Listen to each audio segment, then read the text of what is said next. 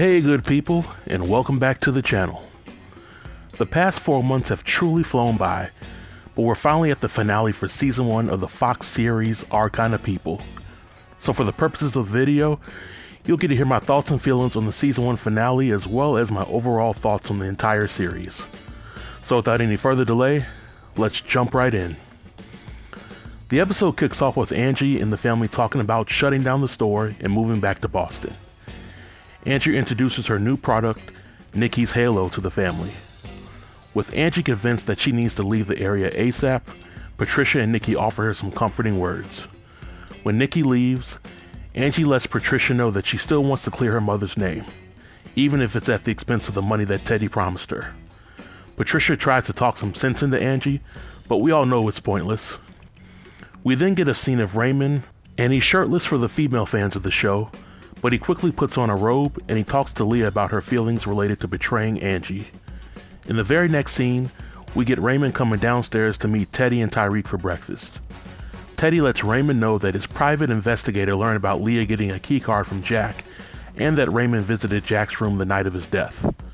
The cherry on top was that Teddy also knew that Raymond had the police investigation closed. Teddy shares all this to let Raymond know that he will be controlling Raymond's company. We then get a scene of Nikki, Taylor, and Lauren meeting up on the beach. They talk about the death of the grandmother. Nikki leaves the group, and Lauren and Taylor then have their one-on-one debate on whether or not Nikki should know about the truth. Later in the episode, Taylor walks with Nikki on the beach and lets her know that they will be breaking up. Nikki doesn't take the news very well, reminding Taylor that Lauren tried to kill her several episodes ago.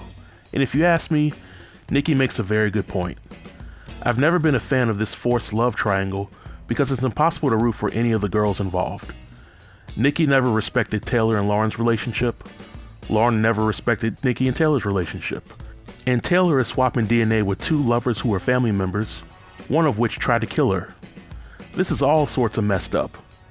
But later in the episode, Angie meets Leah at her house, and before they have a chance to talk, Leah escorts Angie to the living room for an impromptu meeting with the sisterhood. Leah announces that she wants to change her vote to let Angie into the organization, but Raymond's mother isn't having any of it, and she lets Leah know that only she, meaning Raymond's mother, has the authority to grant the change and she won't do it. It's clear that Raymond's mother is trying to put the members in the organization against Leah, but Leah won't back down. We then get to see Leah and Teddy talking about having Angie leave town. Teddy doesn't want to talk about it. Then Teddy starts the press conference to talk about the Lewis Franklin Stadium. Angie is watching the press conference with Tariq on TV, but she turns the TV off. We see Nate helping Angie move things out of the house, and Tariq is giving Nate the death stare. Angie gives Tariq the gun that was given to her by Patricia last episode, and Patricia lets Angie know that Teddy's brother was killed on the same night as the Grand Illumination Ball several decades ago. Nate and Tariq have a brief encounter before Tariq ends up leaving the house. Nikki returns home from the beach and she lets Angie and Nate know about the breakup between her and Taylor. Angie and Nate then comfort Nikki in her time of need. They start throwing spaghetti noodles at one another and bonding with one another, which was pretty silly to say the least. Later that night, Nate shows Angie an old video of her before she started her company. Unbeknownst to Angie, Nate planned to propose to her, but before Angie could say yes or no, Tariq conveniently interrupts the two of them with news that could clear Angie's mother's name. Nate leaves Angie and Tariq to talk alone. Tariq learns that his father purchased the gun for Teddy and that Teddy may have killed his brother. Now before I go any further, I gotta address this wedding proposal. To me, it was completely rushed, being that Nate had only been out of prison for a few weeks, according to the timeline. He doesn't have a job and just started to form a relationship with Nikki after being absent for 17 years. But I digress. We then get a steamy scene of Lauren and Taylor making out. They talk about Nikki getting hurt, but being happy that they're back together. Lauren gives Taylor a gift, but realizes that the jewelry was stolen, and she hints that she knows who stole it. My money is on Lauren framing Sloan for stealing it. We then get a scene of Quincy and Sloan making out in a storage closet, instead of his room, a hotel, or even the back of his car. Sloan's grandmother comes in to catch the two of them in the act, and she lets Quincy know that Sloan won't be leaving the house.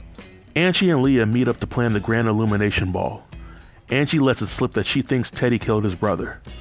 Leah still feels the need to protect Teddy and doesn't believe any word of it. Angie then leaves Leah. We see Angie and Tariq walking with one another on a beach and discussing the Leah situation. Tariq uses this moment to woo Angie and propose to her. Angie tells Tariq that she needs a moment to think about it, but I certainly don't need a moment to think about it. Throughout this entire season, Tariq's story arc with Angie was inconsistent to say the least. The two of them went from being friends with benefits, to Tariq admitting that Angie's father hired him to spy on her, to the two of them being in an unofficial relationship, to Tariq becoming a raging, insecure alcoholic, to Tariq being cool again.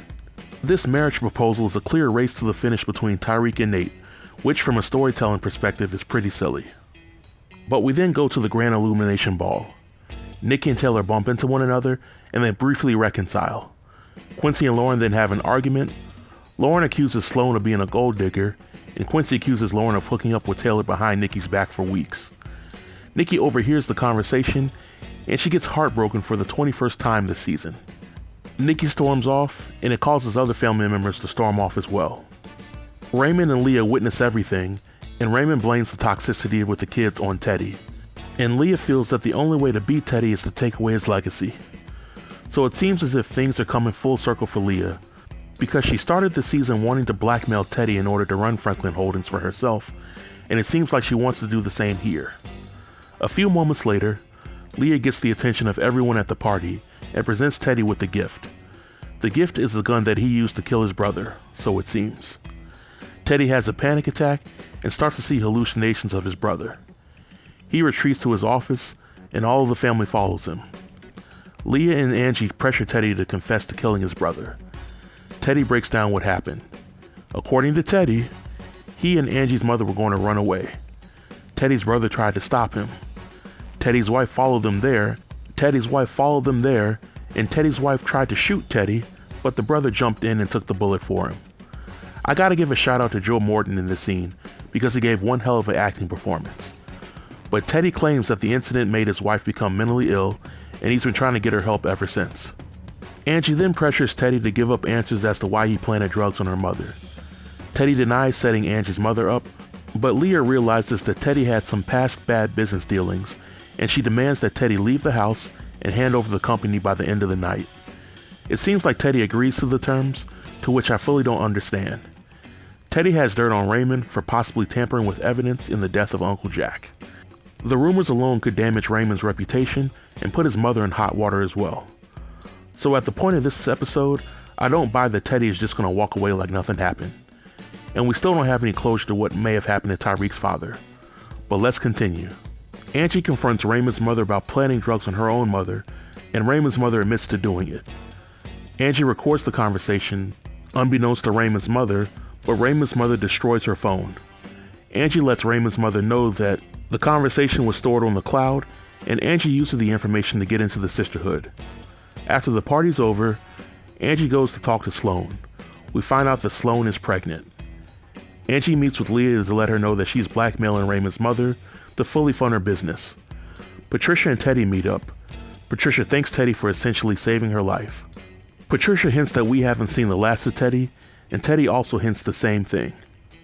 And the way that Teddy and Patricia give each other a long gaze leads me to think that the story Teddy told the family about his brother taking a bullet for him was a lie, among other things. But let's continue. After the party, Angie meets up with Tariq, and she lets him know that she will accept the marriage proposal.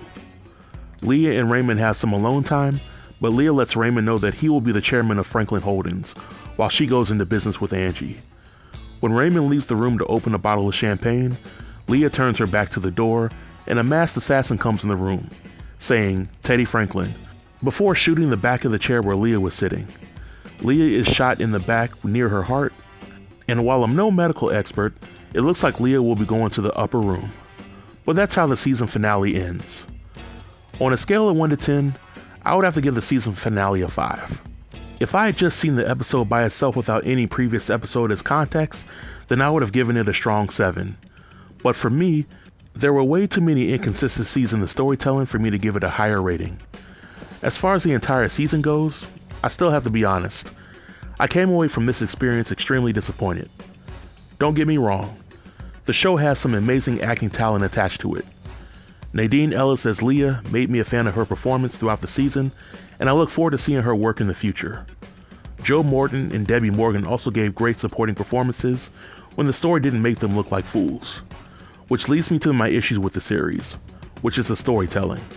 Several characters on the show were completely nerfed in the grand scheme of things. Teddy initially came off as a bootleg Lucius Lyons, but his lingering Parkinson's disease and heart issues seemingly went away over the last 3 episodes, and they had absolutely no impact on his ability to function in a social or professional capacity. Lauren's lingering mental health issues from earlier in the season also mysteriously went away as the season progressed. And just as she was becoming a likable character on the show, she quickly goes back to her devious ways. In my opinion, the show really didn't know what to do with Quincy or Tariq. Also, the love triangle between Angie, Nate, and Tariq, as well as the one between Nikki, Taylor, and Lauren, did nothing to elevate the story. I say all this to say that I don't think there will be a season 2.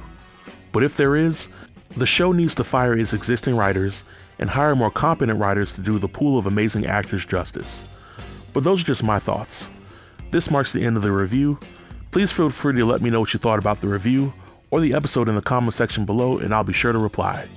Also, with the end of Our Kind of People, I will be catching up on my Kings of Napa reviews, and I should be caught up to speed by next Tuesday.